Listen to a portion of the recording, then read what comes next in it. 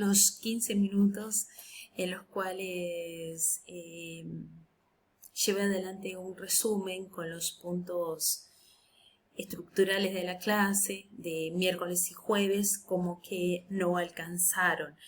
Y al no alcanzar, aprovecho claramente la oportunidad porque quedamos en que esto iba a ser compartido. Si bien se compartió en la clase para todos los compañeros, también la extensión de compartirlo iba para aquellos que por alguna razón u otras no habían podido ser parte de la clase por el Meet, por la virtualidad.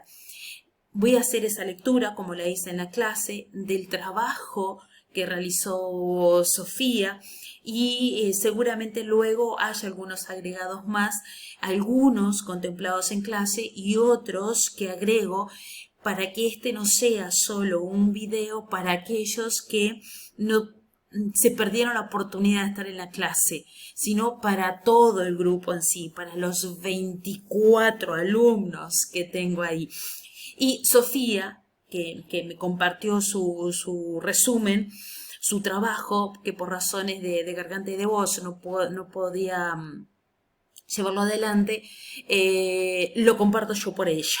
¿tá? Y ella dice así: el texto comienza presentándonos a Francisco, quien al enterarse del fallecimiento de su abuelo Francisco Francese decide visitar a su abuela. Ella fue la encargada de entregarle distintos documentos que pertenecieron a los antepasados de su nieto. Entre ellos se encontraban cartas, fotos, postales, entre otras cosas más. El encargado de reunir este material fue Arnaldo, hijo de Francisco Francese, a quien originalmente le pertenecían los documentos. Francisco nació en Uruguay en 1897, a diferencia de sus padres y hermanos mayores que eran nacidos en Italia, precisamente de Potenza. Apodado Don Tito, ese señor fue partícipe de la Primera Guerra Mundial. Su posición era ser el soldado encargado de calcular la posición de la ametralladora a la hora del ataque. Con apenas 18 años era muy hábil en las matemáticas y geometría. Esto fue lo que le permitió ser soldado. Además, su edad no era permitida para combatir, por lo que, usando documentación de otro joven, logró emprender su viaje hacia Europa sin siquiera el consentimiento de sus padres. Como podemos ver, era un muchacho en busca de aventuras, quien, sin pensar mucho, se embarcó. Vivió diversos momentos como soldado, pero también su vida privada se podía ver en sus escrituras. Era bastante enamoradizo, por lo que a lo largo de su vida conoció varias mujeres, a quienes le dedicó líneas de sus redacciones. El tiempo pasó. 5 años después de combatir e incluso llegar a ser sargento mayor instructor, decide volver a Uruguay, influenciado por una carta de su padre. Una vez llegado a Montevideo, comienza a hacer su vida en este país. 3 años después, contrae matrimonio con Alda Fervenza y tiene 2 hijos, Aldo y Antonio. Finalmente, a los 90 años de vida, Francisco fallece. Su verdadera identidad fue descubierta 50 años después de la guerra. Anteriormente, todo el reconocimiento estaba a nombre de otra identidad. Otra historia de un residente uruguayo involucrado en la guerra fue Nicolás Siquero. Nacido en Italia, pero residente en Uruguay, este hombre decide volver a su país natal para combatir en la Primera Guerra Mundial. Su oficio allí fue tender líneas de telégrafo. Lo aprende muy rápido y aparte está en una función que es clave a la hora de las comunicaciones durante el desarrollo de la Primera Guerra. Bueno, eso es una acotación mía, pero lo deja entrever Sophie en este resumen. Durante esos años de guerra, Nicola contrae matrimonio con Catalina, pero una vez terminada la guerra, ambos emprenden camino a Uruguay. Cuando estalla la Segunda Guerra Mundial, a Nicola se lo encuentra en Montevideo, viviendo en Montevideo. ¿Ah? Una pequeña aclaración, porque en la clase me llevó a una pequeña confusión también, ¿no? Pero ahora aclarando esto, lo trabajamos de esta forma. El estallido de la Segunda Guerra Mundial tuvo repercusiones en los uruguayos, quienes no eran simpatizantes de uno de los bandos, que era el eje Roma-Berlín-Tokio, por lo que el rechazo a personas de ese origen era grande. Gracias a esto, los italianos debían tramitar la ciudadanía uruguaya para poder trabajar. Nicola, en su trabajo, se negó a renunciar a su ciudadanía, por lo que perdió su trabajo. Este es el resumen, el trabajo de Sophie, que lo compartimos en la clase y ahora lo volvemos a compartir nuevamente para que nadie se lo pierda. Algunos detallecitos más para comprender ese rechazo, que no es en el único relato que se menciona, ese rechazo de algunos uruguayos frente a aquellos que consideran simpatizantes de el bando que es contrario, digamos, a la posición aliada de Uruguay, aunque no tenga una manifestación concreta directa, pero neutral, pero no tan neutral, Uruguay como que tenía cierta simpatía o afinidad con uno de los bloques. El autor, Sebastián Pans, nos dice dentro de ese rechazo, los gestos de rechazo hacia los fascistas y nazis eran moneda corriente. Italianos, italianos, alemanes, aunque no necesariamente tuvieran la idea fascista, la ideología fascista como parte de su vida, se los identificaba igual como fascistas. Y él dice, así como los manifestantes rompían los vidrios de la confitería Oro del Rin por su procedencia alemana, otros miembros de la sociedad uruguaya hacían pesar su influencia, por ejemplo, intentando perjudicar a los italianos que trabajaban para Casa Mojana. Casa Mojana era un emblema comercial de Montevideo, dice el autor, que abarcaba varias actividades bajo el mismo techo: ferretería, vidrería, pinturería, cerrajería, papelería y bazar. Eso con respecto a Nicola. Pero con respecto al otro Francese, que también va a ser parte de la historia, en este caso la historia uruguaya, es, ya les digo, un segundo, lo estoy buscando en el libro, Antonio Francese. Y en su momento en la clase yo mencioné, bueno, hay nombres que después nos van a sonar de nuevo, los van a recordar con seguridad porque en algún otro tema ya los hemos puesto sobre la mesa, y este es el caso.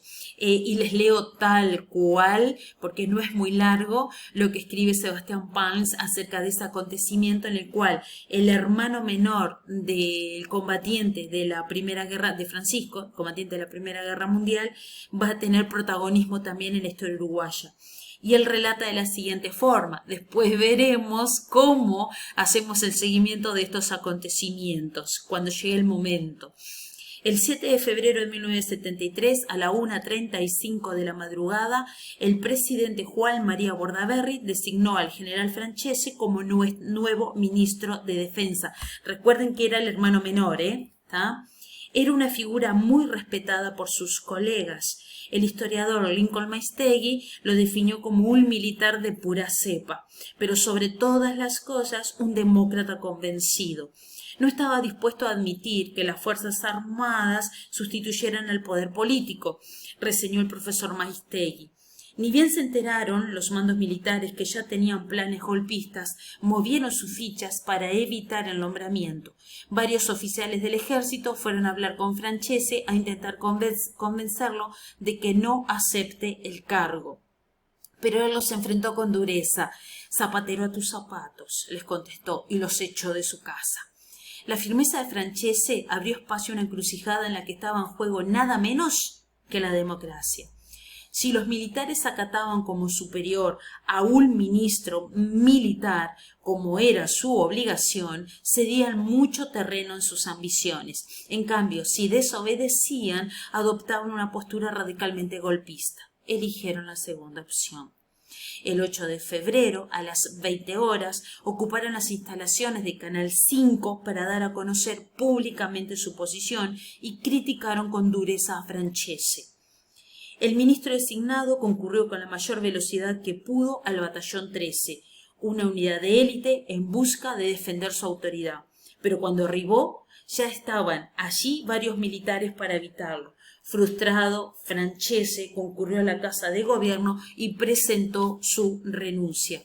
Pero Bordaberry parecía dispuesto a hacer pesar su autoridad civil. Rechazó la renuncia y dirigió un mensaje a la ciudadanía por radio y televisión en el que reivindicó su potestad de designar a los ministros. Llamó a la población a manifestarse a favor de la institucionalidad, pero aquella convocatoria fue un fracaso absoluto.